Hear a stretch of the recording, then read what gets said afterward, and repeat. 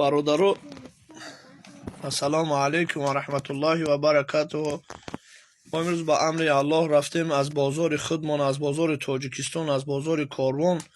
انا با فرزندم یک تا پاپوش خریدم، در برش زنکی نایک نویسندگی نکی در تایک همی پاپوش نظر کردم.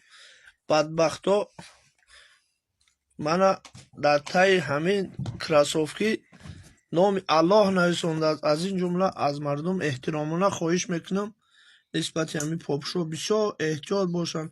من از تلکه کدگی الله نویسندگی بعد نام اسم پاک الله کرست کدگی از شما احترامانه خواهش میکنم همین مقصد رولی که به دیگر برادرها روان کنید تا که بفهمن که این بدبخت دشمنای اسلام این روز نام پاک الله را میخواهم به همین طرز مقصد بقدر کنن که انشاءالله ما با دستگیری بعضی برادرها امید داریم که همین کار بدبختی همین بدبختای دشمن الله را یک طرفه میکنن. خواهش میکنم دریغ ندارین، این رولی که به هر یک برادر دوست است خواه بیگانه است خواه مقصد کسی که نباشه روان کنین تا که مقصد حفظ کنیم همین نام پاک الله را تا که از بازارهای ما همین چیزها گم شوند.